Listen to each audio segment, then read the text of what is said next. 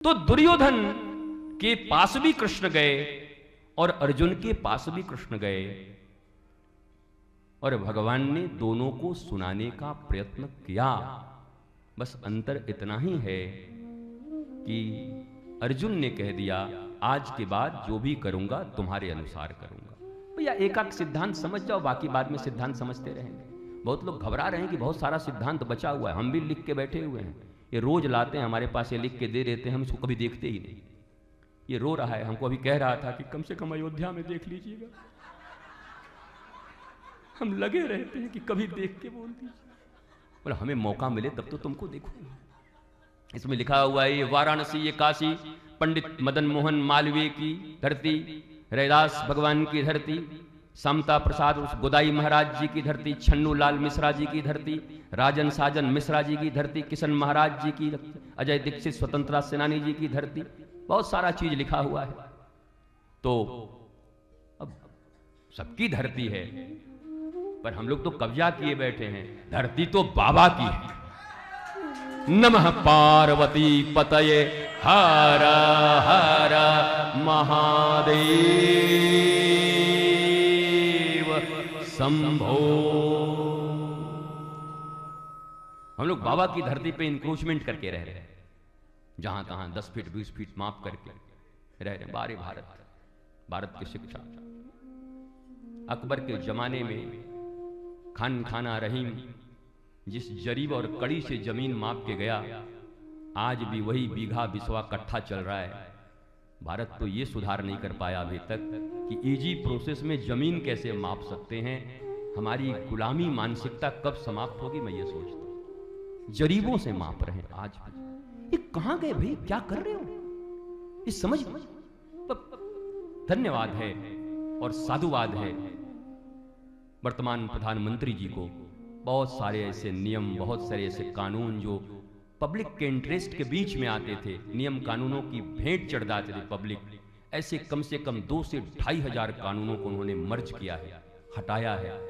मुझे पक्का विश्वास है कि अगर सत्य की मार्ग में और पवित्रता के मार्ग में कोई चलता है तो 2 दिन की देरी हो सकती है, पर परिणाम बड़ा अच्छा आएगा, बड़ा सुंदर। ये पूर्ण विश्वास, ये सुंदर है। लेकिन सोचता जरूर हूं कभी कभी कि अब जल्दी हो, सब कुछ जल्दी हो, काफी समय हो गए। राम राज्य की परिकल्पना का पहला अर्थ है जिस देश में निःशुल्क और उत्तम शिक्षा मिलती हो, निःशुल्क और उत्तम चिकित्सा मिलती हो, निःशुल्क और अविलंब न्याय मिलता हो, दादा का केस पोता न झेलता हो, अविलंब न्याय। भगवान राम अयोध्या में हैं, वो भी साबित नहीं कर पाए हैं, वो तो जमीन उमीन का मामला सेट हुआ है। राम जी हैं, वो कोर्ट साबित अभी नहीं कर पाए आप अभी तक। 492 साल आपको लग गए। परीक्षित के समय में अंतिम राम राज्य था। हम सबको मिलकर प्रयत्न करना चाहिए कि राम राज्य का अर्थ यही है। ये सारी चीजें रुक जाएंगी, जितने तुम कहते हो ना, ये अंतरण धर्मांतरण, ये सब रुक जाएंगे, पर ये 3 चीजें लानी होंगी आप धीरे धीरे। और वही समुद्र से उठाओ और सब जगह बरसाओ। और एक बात और है, अपने जीवन में अपने पूर्वजों की निंदा करने की बजाय परमात्मा ने हमें और तुमको भी मौका दिया है, वर्तमान भारत में जन्म दिया है। हम क्या कर सकते हैं, हम ये देखें। अपने पूर्वजों की निंदा से कोई फायदा होने वाला नहीं है। उन्होंने क्या किया, उन्होंने ने क्या किया। कोई सावरकर को गाली दे रहा है, कोई किसी को गाली दे रहा है, कोई किसी को गाली। कमाल है साहब, श्यामा प्रसाद मुखर्जी को कोई गाली दिए चला जाए, कोई महात्मा गांधी, वो भी ठीक नहीं, किसी को गाली देना ठीक। उन्होंने क्या किया अपने समय में। परमात्मा ने आज तुम्हें मौका दिया है, परमात्मा के दिए शक्ति से इतने बड़े काम कर जाओ कि उनसे भी बड़े नाम लेकर के आने वाली पीढ़ियां तुम्हें याद करें। हमें यह करना है, हम वर्तमान में जिए, और हमारा कोई नैतिक अधिकार नहीं है ये सब करने का भी। माफ करना, ये बोलने का, चाय दुकान पान दुकानों पर ये चर्चा करने का नैतिक अधिकार नहीं है। तुम्हारे सामने ही खड़े किसी ट्रैक्टर को पकड़ करके, टेम्पो को पकड़ करके आपके सामने ही कोई 20 रुपया 50 रुपया ले लेता है जबरदस्ती, तुम्हारे सामने ही सब कुछ चल रही है, वो रोकने का साहस तुम्हारे भीतर में नहीं है। अपने पूर्वजों का बुराई करते जा रहे हैं। वर्तमान में समय मिला है, इतिहास लिख दो, बना दो। कुछ ऐसी करनी कर चलो, तुम हंसे जग रोए, जब तुम आए इस जगत में, जग हंसे तुम रोए। तेरी हर घर की बहुएं बेटियां बेटे, हर teacher inspector instructor conductor contractor leader preacher, मजदूर मजबूर मशहूर, whoever maybe you are, I don't care, पर कुछ करनी ऐसी कर चलो। हम क्या करें, हमारे पास शक्ति नहीं है। एक पत्नी मर जाने के बाद एक साधारण, जिसको तुम वंचित दलित आदिवासी कहते हो, उसने 20 साल में हथौड़ी और कुदाल उठाकर जब पहाड़ के सीने को चीरना शुरू किया तो गांव वाले, शहर वाले, नगर वाले पागल कह के पुकारते थे, पर अकेला वो दशरथ मांझी 20 सालों में पहाड़ के सीने को चीर कर और गांव के लोगों को अस्पताल जाने का रास्ता बना दिया। Whoever maybe you are, किसी सत्ता की जरूरत नहीं, किसी पैसे की जरूरत नहीं, पर महात्मा ने तुम्हें जितनी शक्ति दी है, दशरथ मांझी तो कम से कम बनाया ही है। तो कुछ करनी ऐसे कर चलो कि जग तुम हंसो जग रोए।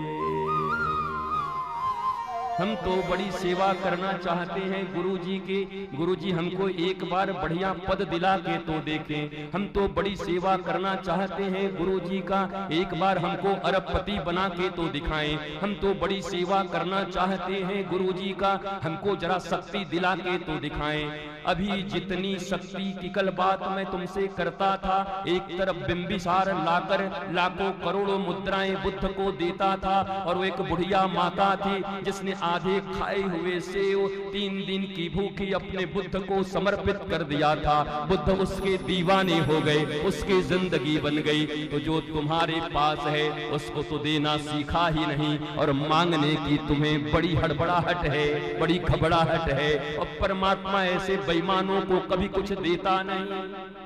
जो वर्तमान स्थिति में है, अभी तुम्हारा 100% समर्पण होता नहीं, अभी तो तुम्हारी ये हालत है।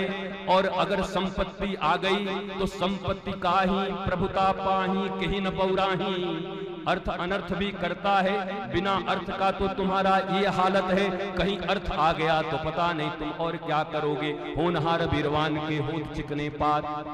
तो अभी जो कुछ भी हो उसमें ही ये घोषणा करो, शिष्यस्ते हम साधिमाम त्वाम प्रपन्नम करिष्ये वचनम त्वम्। न तुम्हारी संपत्ति चाहिए, न तुम्हारी समृद्धि चाहिए। अरे कोई प्यारा सा तुम्हारा परमात्मा हो या कोई सदगुरु हो, उसको तो सिर्फ तुम्हारे इस दुर्बुद्धि का समर्पण चाहिए और कुछ नहीं चाहिए। वो दुर्बुद्धि तो यहाँ दे दो, वो चिंता तो यहाँ दे दो, वो भी नहीं दे पा रहे। हमऊ के ऊपर कुछ कृपा करतन तो हमऊ करके दिखा देती। अभी तक कृपा इतना हो तो ऐसे करके देखत हुआ, कहीं ज्यादा कृपा कर दे तो उठा के गंगा जी में डाल देवा। गुरुपद पंकज सेवा तीसरी भक्ति अमान। शर्तें लागू। तृणादपि सुनीचेन तरोरपि सही सुना मानिन मान देन कीर्तनीय सदा हरि।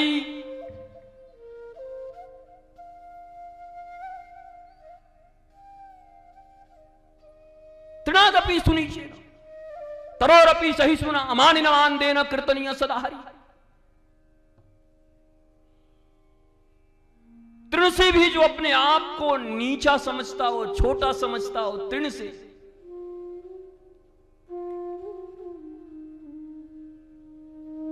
लेकिन जिनके कॉन्सेप्ट इतने ही क्लियर नहीं कि गुरुद्वार में आने के बाद और गुरु के पास जाने के बाद किस भाव से जाते हैं, अपेक्षा है, उपेक्षा का भय है, सम्मान न होने का डर है, अपमान हो जाने का डर है। मेरे गुरुदेव तो साक्षात रोज कहा करते, गुरु करे अपमान तो बढ़े शिष्य का मान, ताड़न पीड़न भर्त्सना से हो ज्ञान अभियान। गुरु करे अपमान रे तो बढ़े शिष्य का मान, ताड़न पीड़न भर्त्सना से हो ज्ञान अभियान। और ज्ञान क्या है? बोला जीवन में अगर ज्ञान हो गया गुरु की कृपा से तो मोह, दुख, अज्ञान रूपी अंधकार और रात्रि समाप्त हो जाएगी। ज्ञान का प्रकाश जैसे ही उदित होगा, सूर्य उदित होगा। कल चर्चा चल रही थी लाइट टू लाइट। गुरु जब मिलते हैं तो जीवन में क्या आता है? लाइट, LIGHT, प्रकाश। और जब LIGHT आ जाती है जिंदगी में तो जिंदगी कैसी बन जाती है? LIT, हल्के फुल्के हवा में उड़ता जाए। हाँ, ऐसा नहीं कि ऐसे बैठे हुए हैं। गम उठाने के लिए मैं तो जिया जाता हूं।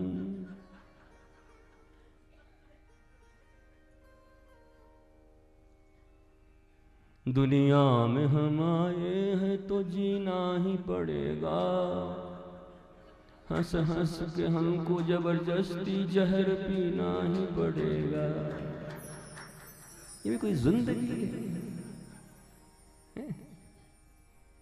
क्या करें महाराज जी, गृहस्थी हैं। ये सबसे बड़ी एक अदा है लोगों की। महाराज जी हम साधु संत नहीं है ना, गृहस्थी हैं। ग्रह तो हो लेकिन हस्ती तो गायब है तुम्हारी। न कभी हस्ती है न कोई हस्ती। गृहस्थी हैं, कभी नहीं हस्ती है, कोई हस्ती नहीं है, केवल ग्रह बच गया। कहा कहे महाराज ग्रह गोचर में परेशान बना, हस्ती गायब, गृहस्थी है। महाराज जी गृहस्थी हैं, हम कोई साधु संत थोड़े ही हैं। भगवान चिल्ला चिल्ला के कह रहे हैं, अहम भक्त पराधीनो हिव स्वतंत्र इव द्विजा, साधु वीर ग्रस्तर्दयो भक्तैर भक्त जनप्रिय। भगवान कह रहे हैं मुझे कोई फर्क नहीं पड़ता कौन साधु है, कौन बैरागी है, कौन त्यागी है, कौन बाबा है, कौन बूबी है, कौन गृहस्थी है, किसके 10 बच्चे हैं, किसके 5 बच्चे हैं, किसके 2 हैं, कोई फर्क नहीं पड़ता मुझे। अहम भक्त पराधीनो, नहीं कहा अहम साधु पराधीनो, अहम गृहस्थी पराधीनो, अहम बाबाजी पराधीनो।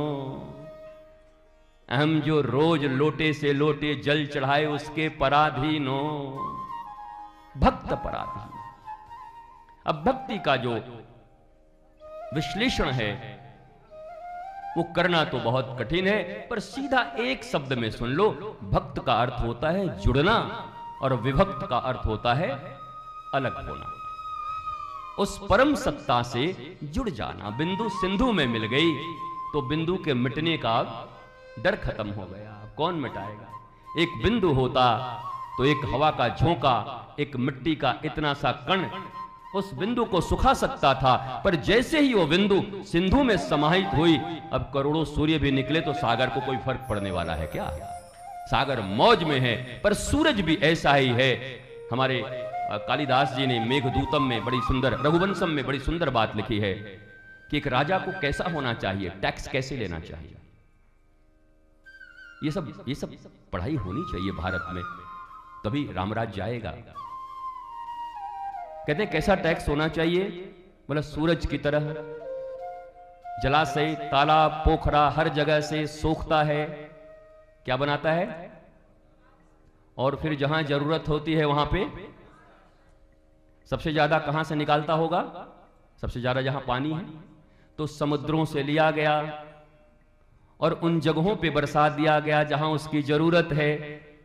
एक सच्चा लोकतंत्र और सच्चा राजा वैसा ही होना चाहिए, समुद्रों से ले और ऐसा ले कि समुद्र सुखा भी न दे। समुद्र भी आनंदित है, थोड़ा चला गया, तालाब भी आनंदित है, थोड़ा चला गया, और जहां कुछ नहीं है बस वृक्ष केवल हरे हरे लगाए हुए, वहां घनघोर बारिश जाके कर दी, चारों तरफ हरियाली छा गई। बोला एक राजा को ऐसा ही होना। यह टैक्सेशन पद्धति अकॉर्डिंग टू श्री राम। भरत जी को वो ज्ञान दे रहे हैं कि भरत टैक्सेशन कैसे करना है, 14 साल तक तुम राजा रहोगे, मेरे खड़ाओं को लेकर जा रहे हो, ये करना। उसके बाद उन्होंने कौन से बजट में कितना पैसा, कितना परसेंटेज लगाना है वो भी बता दिया। रक्षा बजट कितने का होगा, अब हम ये कई बार से बोल रहे हैं, लेकिन हमारी जहां तक मुझे याद पड़ रहा है कि संभवतः हम 1 जनवरी से लेकर 7 जनवरी तक भगवान राम की पावन नगरी अयोध्या जी में जब रहेंगे, हाँ, तब वहीं पर कालिदास के इस दिव्य रघुवंशम के अनुसार हम कोई मामला बनाएंगे, आगे टैक्सेशन पद्धति के बारे में बात करेंगे। व्यासपीठ का अर्थ ये नहीं है कि आपने पुस्तक उठा लिया और रटे चले जा रहे हैं। धुंधली, धुंधकारी, ध्रुव, प्रहलाद, चौथा दिन जन्म कराना है, ये कोई मजबूरी है? ये आज का भारत है कि सिजेरियन से बच्चा पैदा करना है? ठाकुर जब पैदा होगा, ठाकुर जब जन्म लेंगे तुम्हारे हृदय में, जब तुम्हारा हृदय योग्य होगा, पात्र योग्य होगा, 9 महीने जब पूर्ण हो जाएंगे गर्भ में, तो ठाकुर आ जाएंगे। जब 9 ग्रह से ऊपर उठकर, दुराग्रह पूर्वाग्रह से ऊपर उठकर गुरु के आग्रह पर जब जीवन चलना प्रारंभ होगा, तो श्री कृष्ण का प्राकट्य और जन्म हो जाएगा। वो चौथे दिन हो कि 7वें दिन हो, क्या फर्क पड़ता? नहीं महाराज जी, हम कार्ड में छपवा दिए हैं, चौथे दिन नहीं होगा तो हम पेमेंट नहीं करेंगे। तो पेमेंट लेना कौन है? किसको पेमेंट? जिसको लेना है वो चिंता करे, हम 7वें दिन कराएंगे। हमारे कृष्ण बड़े अजूबे हैं क्या?